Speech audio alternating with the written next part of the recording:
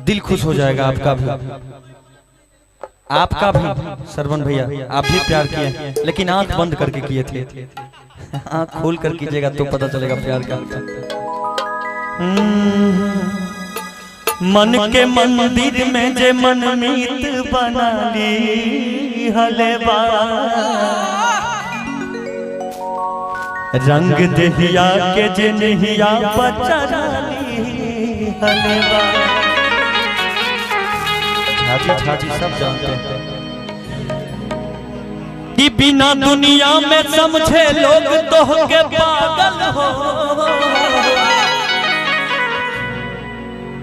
ई दुनिया आशिक के जन्नत बना दी हलेबा।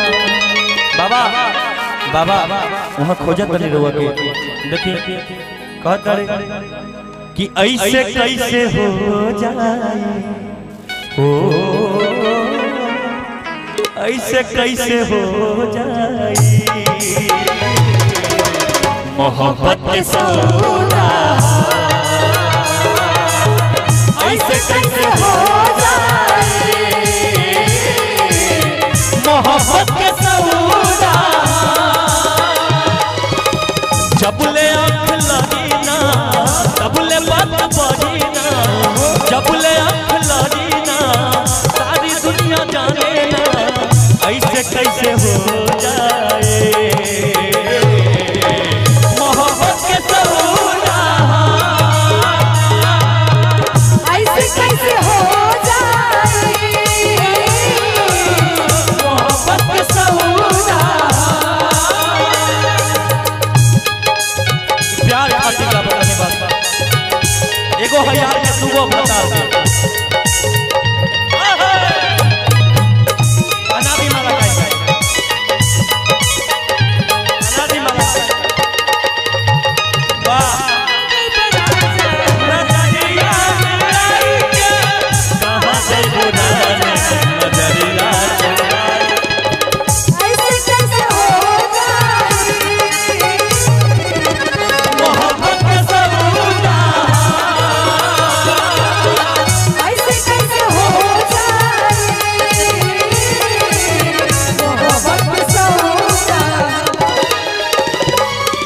और कहेंगे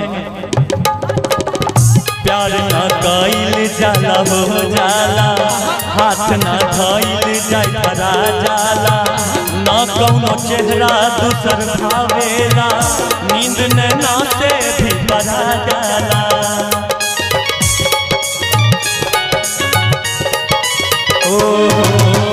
प्यार ना कइल जाला हो जाला, हाथ ना धइल जाय धरा जाला, ना कोनो चेहरा दूसर भावेला, नींद नैना से भी सुना जाला।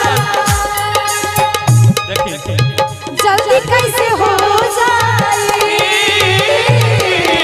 मोहब्बत के सौदा, ऐसे कैसे हो जाए मोहब्बत के सौदा।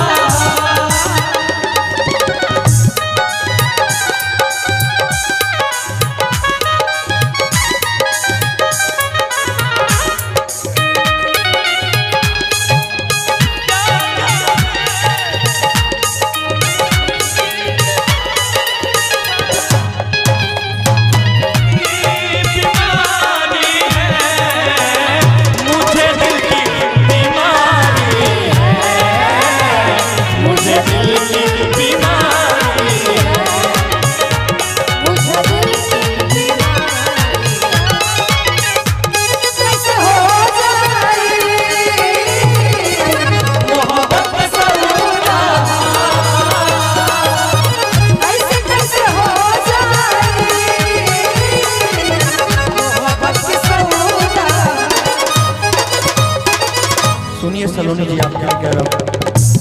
आप प्यार तो करती हैं लेकिन हमसे नहीं, कई लोगों से, इसलिए आपको कहना चाहूंगा प्यार एक से होता है, हजार से नहीं। सुनिए, प्यार के कोई नाव का समझे, हाथ जे नाव का समझे, रंग नहीं आके नहीं उतरेला, जे मजनू भइलू का समझे।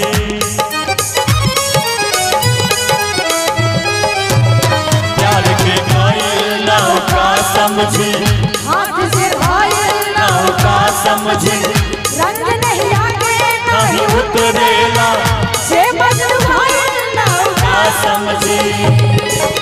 जल्दी कैसे बस जाई हर हर जल्दी कैसे बस जाई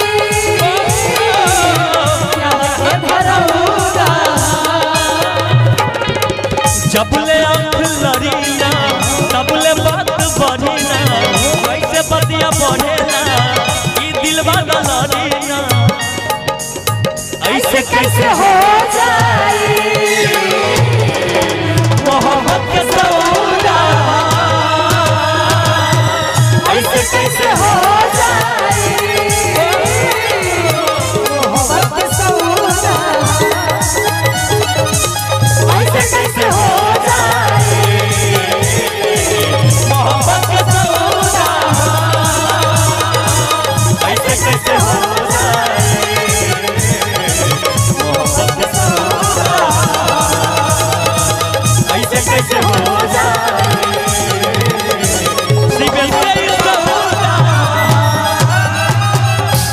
ऐसे कैसे हो जाए ओ